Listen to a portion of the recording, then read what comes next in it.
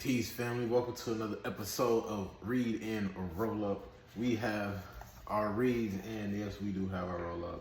So, what is our reads? We coming back again with The Richest Man in Babylon, original 1926 edition by George S. Clason. I believe we are now on chapter 5, The 5 Laws of Gold. The last chapter, chapter 4, was Meet the Goddess of Good Luck. In Babylon, the goddess of good luck was Ashtar, also known as Ishtar. It's where Easter comes from. I'll leave it at that. But the topic of last chapter, Meet the Goddess of Good Luck. In order to do so, men of action are favored by the goddess of good luck. That's the key words from chapter 4. So moving on to chapter 5. Let's go ahead and be ready to begin. The 5 Laws of Gold. A bag heavy with gold or a clay tablet carved with words of wisdom. If thou hadst thou choice, which wilt thou choose?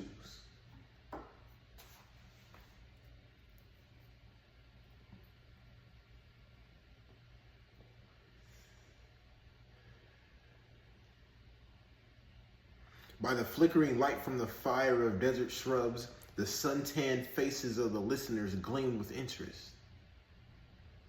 What do you think they said? Before you know what they said, right? I know what I said. The gold, chorused the 27. Old Calabob smiled knowingly. Hark, he resumed, raising his hand. Hear the wild dogs out there in the night. They howl and they wail because they are lean with hunger. Yet feed them, and what do they? Fight and strut.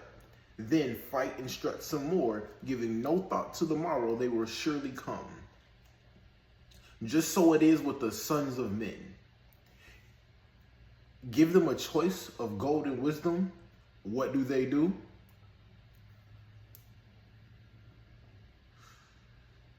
Ignore the wisdom and waste the gold. On the morrow they wail because they have no more gold. Gold is reserved for those who know its laws and abide by them. Calabob drew his white robe close about his lean legs, for a cold night wind was blowing. Because thou hast served me faithfully upon our long journey, because thou cared well for my camels, because thou toiled uncomplainingly across the hot sands of the desert, because thou fought bravely the robbers that sought to despoil my merchandise, I will tell thee this night the tale of the 5 Laws of Gold, such a tale as thou never hast heard before.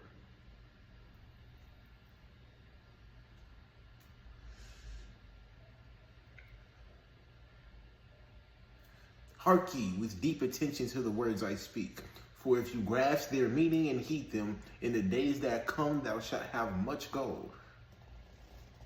He paused impressively. Above, in a canopy of blue, the stars shone brightly in the crystal clear skies of Babylonia. Behind the group loomed their faded tents, tightly staked against possible desert storms. Beside the tents were neatly stacked bales of merchandise covered with skins. Nearby, the camel herd sprawled in the sand, some chewing their cuds contentedly, others snoring in hoarse discord. Thou hast told us many good tales, Calabob, spoke up the chief packer. We look to thy wisdom to guide us upon the morrow when our service with thee shall be at an end. I have but told thee of my adventures in strange and distant lands, but this night I shall tell thee of the wisdom of Arkad, the wise rich man. Much have we heard of him, acknowledged the chief packer, for he was the richest man that ever lived in Babylon. The richest man he was, and that because he was wise in the ways of gold, even as no man had ever been before him. This night shall I tell you of his great wisdom, as it was told to me by Nomasir, his son, many years ago in Nineveh, when I was but a lad. My master and myself had tarried long into the night, into the palace of Nomasir. I had helped my master bring great bundles of fine rugs, each one to be tried by Nomasir until his choice of colors was satisfied. At last he was well pleased and commanded us to sit with him and to drink a rare vintage, odorous to the nostrils and most warming to my stomach, which was unaccustomed to such a drink. Then did he tell us this tale of great wisdom of Arkad, his father, even as I shall tell it to you. In Babylon, it is the custom, as you know, that the sons of wealthy fathers live with their parents in expectation of inheriting the estate. Arkad did not approve of this custom. Therefore, when Nomasir reached the man's estate, he sent for the young man and addressed him. My son, it is my desire that thou succeed to my estate. Thou must, however, first prove that thou art capable of wisely handling it. Therefore, I wish that thou go out into the world and show thy ability both to acquire gold and to make thyself respected among men. To start thee well, I will give thee 2 things of which I myself was denied when I started as a poor youth to build up a fortune. First, I give thee this bag of gold. If thou use it wisely, it will be the basis of thy future success. Second, I give thee this clay tablet upon which is carved the 5 laws of gold. If thou dost but interpret them in thy own acts, they shall bring thee competence and security. 10 years from this day, come thou back to the house of thy father, and give account of thyself.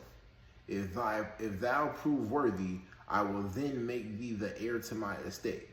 Otherwise, I will give it to the priests, that they may barter for my soul the kind consideration of the gods. So Nomasir went forth to make his own way. Taking his bag of gold, the clay tablet carefully wrapped in silken cloth, his slave and the horses upon which they rode. The 10 years passed, and Nomasir, as he had agreed, returned to the house of his father, who provided a great feast in his honor, to which he invited many friends and relatives. After the feast was over, the father and mother mounted their throne-like seats at one side of the great hall, and Nomasir stood before them to give an account of himself as he had promised his father. It was evening. The room was hazy with smoke from the wicks of the oil lamps that but dimly lighted it. Slaves in white woven jackets and tunics fanned the humid air rhythmically with long-stemmed palm leaves. A stately dignity colored the scene. The wife of Nomasir and his 2 young sons, with friends and other members of the family, sat upon rugs behind him, eager listeners. My father, he began deferentially, I bow before thy wisdom.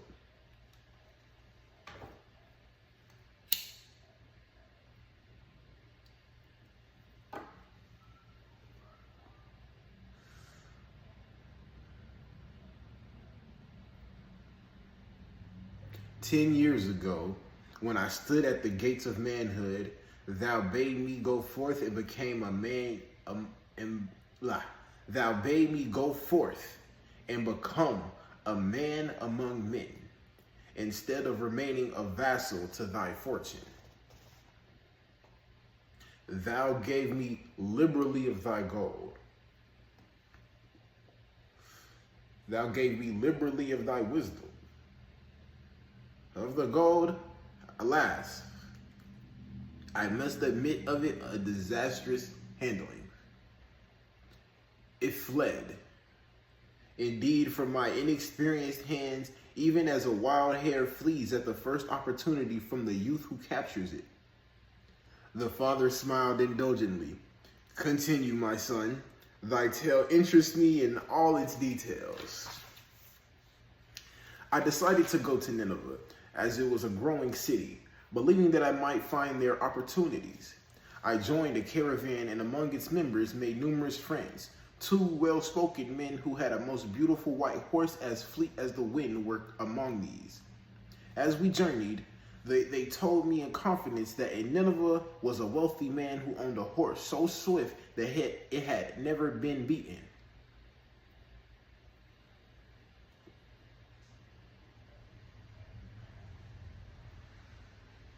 Its owner believed that no horse living could run with greater speed. Therefore, would he wager any sum, however large, that his horse could outspeed any horse in all Babylonia? Compared to their horse, so my friend said, it was but a lumbering ass that could be beaten with ease. They offered as a great favor to permit me to join them in a wager. I was quite carried away with the plan.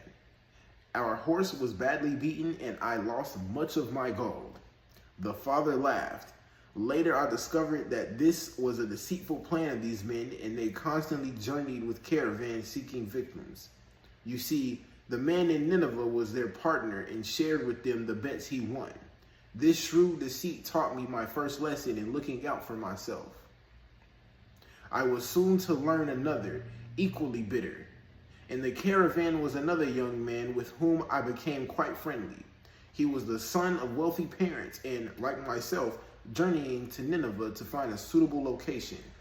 Not long after our arrival, he told me that a merchant had died and his shop with its rich merchandise and patronage could be secured at a paltry price,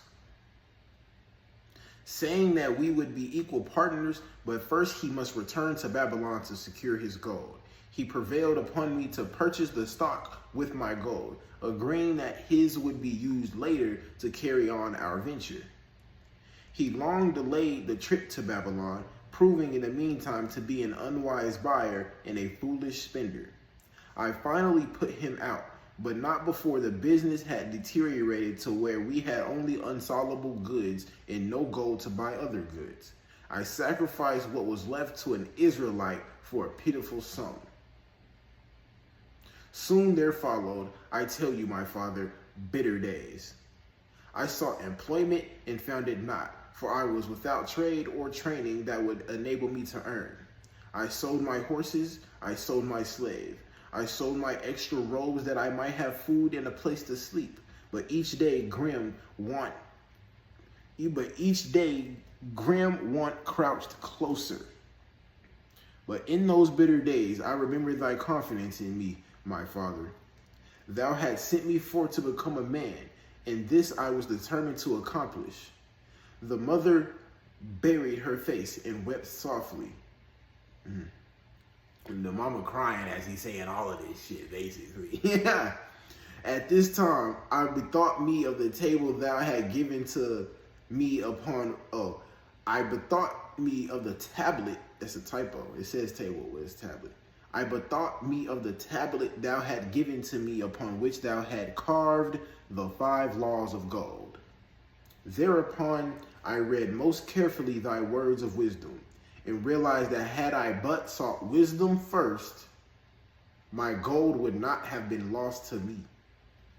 I learned by heart each law and determined that when once more the goddess of good fortune smiled upon me, I would be guided by the wisdom of age and not by the inexperience of youth. For the benefit of you who are seated here this night, I will read the wisdom of my father as engraved upon the clay tablet which he gave to me 10 years ago. The 5 laws of gold. 1. Gold cometh gladly and increasing quantity to any man who will put but not less than 1/10 of his earnings to create an estate for his future and that of his family. 2. Gold laboreth diligently and contentedly for the wise owner who finds for it profitable employment, multiplying even as the flocks of the field. 3. Gold clingeth to the protection of the cautious owner who invested under the advice of men wise in its handling. 4. Gold slippeth away from the man who invested in businesses or purposes with which he is not familiar or which are not approved by those skilled in its keep. 5. Gold flees the man who would force it to impossible earnings, or who followeth the alluring advice of tricksters and schemers, or who trusteth to his own inexperience and romantic desires in investment. These are the 5 laws of gold as written by my father. I do proclaim them as of greater value than gold itself, as I will show by the continuance of my tale. He again faced his father. I have told thee of the depth of poverty and despair to which my inexperience brought me. However, there is no chain of disasters that will not come to an end. Mine came when I secured employment managing a crew of slaves working upon the new outer wall of the city. Profiting from my knowledge of the first law of gold, I saved a copper from my first earnings, adding to it at every opportunity until I had a piece of silver. It was a slow procedure, for one must live. I did spend grudgingly, I admit, because I was determined to earn back before the 10 years were over as much as gold as you, my father, had given to me. One day, the slave master, with whom I had become quite friendly, said to me, Thou art a thrifty youth who spends not wantonly what he earns. Hast thou gold put by that is not earning? Yes, I replied. It is my greatest desire to accumulate gold to replace that which my father gave to me and which I have lost. 'Tis a worthy ambition, I will grant. And do you know that the gold which you have saved can work for you and earn much more gold? Alas, my experience has been bitter, for my father's gold has fled from me, and I am in much fear lest my own do the same. If thou hast confidence in me, I will give thee a lesson in the profitable handling of gold, he replied. Within a year, the outer wall will be complete and ready for the great gates of bronze that will be built at each entrance to protect the city from the king's enemies. In all Nineveh, there is not enough metal to make these gates, and the king has not thought to provide it. Here is my plan. A group of us will pool our gold and send a caravan to the mines of copper and tin, which are distant, and bring to Nineveh the metal for the gates. When the king says, Make the great gates, we alone can supply the metal and a rich price he will pay. If the king will not buy from us, we will yet have the metal which can be sold for a fair price. In his offer, I recognized an opportunity to abide by the third law and invest my savings under the guidance of wise men. Nor was I disappointed. Our pool was a success, and my small store of gold was greatly increased by this transaction. In due time, I was accepted as a member of this same group in other ventures. They were men wise in the profitable handling of gold. They talked over each plan presented with care before entering upon it. They would take no chance on losing their principal or tying it up in unprofitable investments from which their gold could not be recovered. Such foolish things as the horse race and the partnership into which I had entered with my inexperience would have had scant consideration with them. They would have immediately pointed out their weaknesses.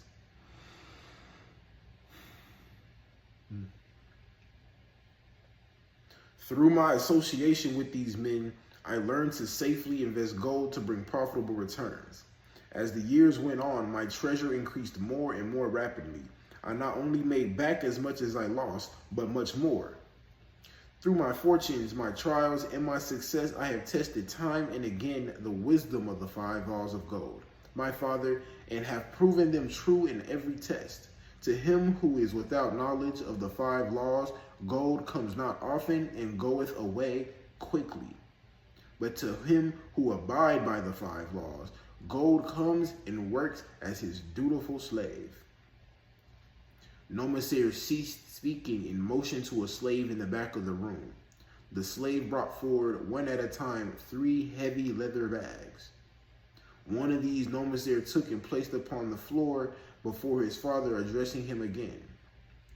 Thou didst give to me a bag of gold, Babylon gold. Behold, in its place I do return thee a bag of Nineveh gold of equal weight, in equal exchange as all will agree. Thou didst give to me a clay tablet inscribed with wisdom. Behold, in its stead I do return 2 bags of gold. So saying, he took from the slave the other 2 bags, and likewise placed them upon the floor before his father. This I do to prove to thee, my father, of how much greater value I consider thy wisdom than thy gold. Yet who can measure in bags of gold the value of wisdom? Without wisdom, gold is quickly lost by those who have it. But with wisdom, gold can be secured by those who have it not, as these 3 bags of gold do prove. It does indeed give to me the deepest satisfaction, my father, to stand before thee and say that, because of thy wisdom, I have been able to become rich and respected before men. The father placed his hand fondly upon the head of Nomasir. Thou hast learned well thy lessons, and I am indeed fortunate to have a son to whom I must entrust my wealth. Calabab ceased his tale and looked critically at his listeners.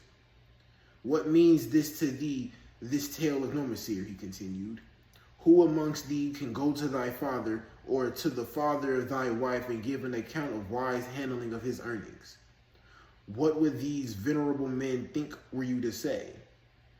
I have traveled much and learned much and labored much and earned much, yet alas, of gold I have little. Some I spent wisely, some I spent foolishly, and much I lost in unwise ways. Dost still think it be an inconsistency of fate that some men have much gold and others have not? Then you err. Men have much gold when they know the 5 laws of gold and abide thereby. Because I learned these 5 laws in my youth and abided by them, I have become a wealthy merchant. Not by some strange magic did I accumulate my wealth. Wealth that comes quickly goeth the same way. Wealth that stayeth to give enjoyment and satisfaction to its owner comes gradually, because it is a child born of knowledge and persistent purpose. To earn wealth is but a slight burden upon the thoughtful man. Bearing the burden consistently from year to year accomplishes the final purpose. The 5 laws of gold offer to thee a rich reward for their observance. Each of these 5 laws is rich with meaning, unless thou overlook this in the briefness of my tale. I will now repeat them. I do know them each by heart, because in my youth I could see their value and would not be content until I knew them word for word. The first law of gold.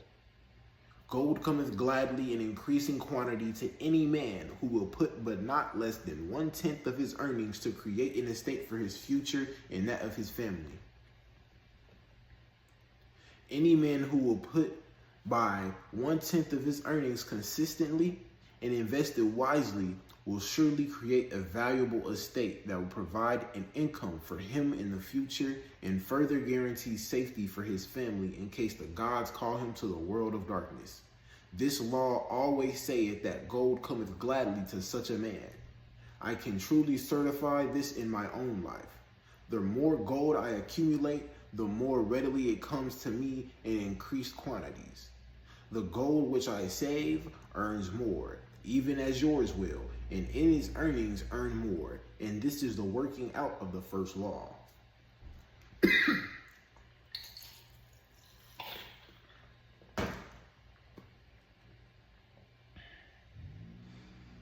The second law of gold.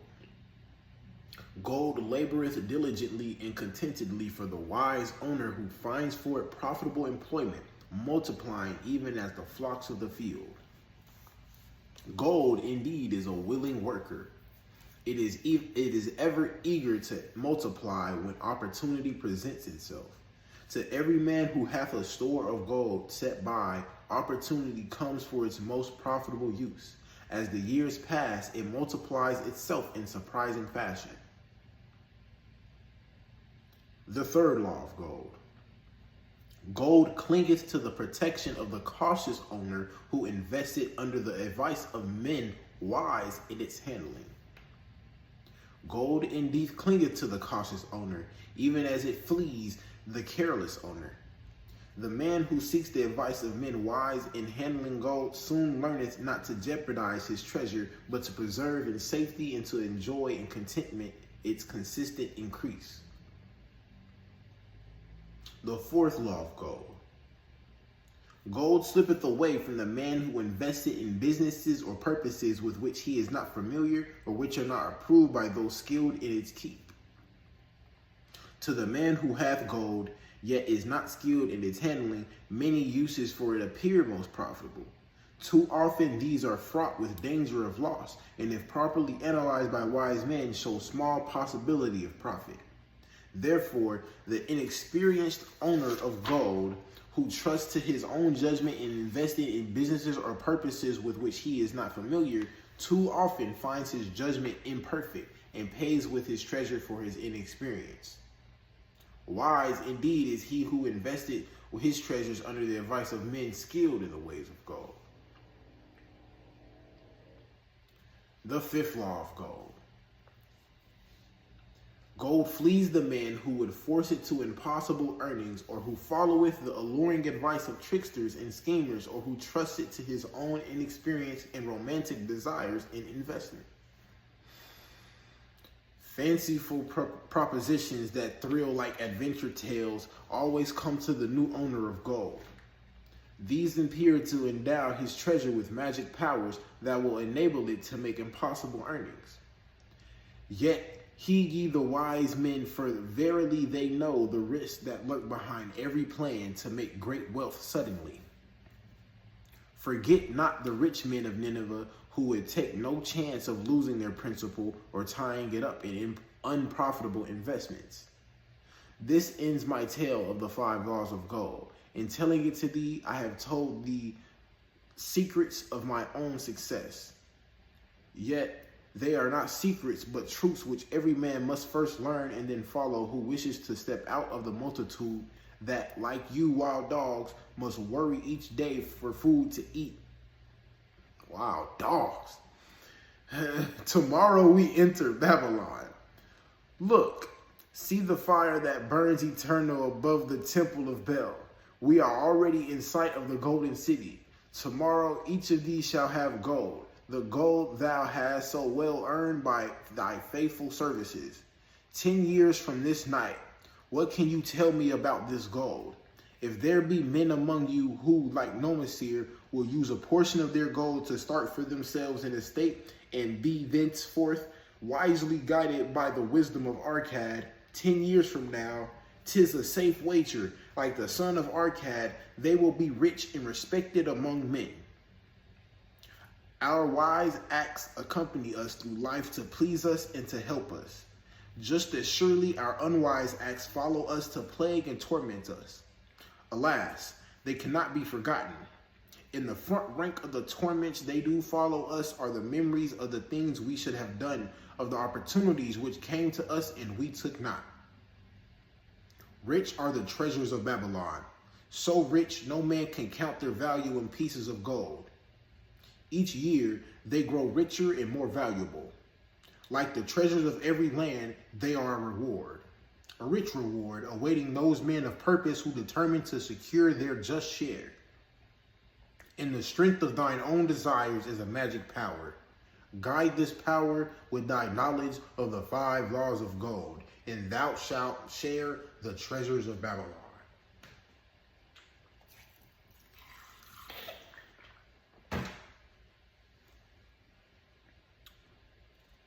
And that is chapter 5, the 5 laws of gold of the richest man in Babylon. Peace.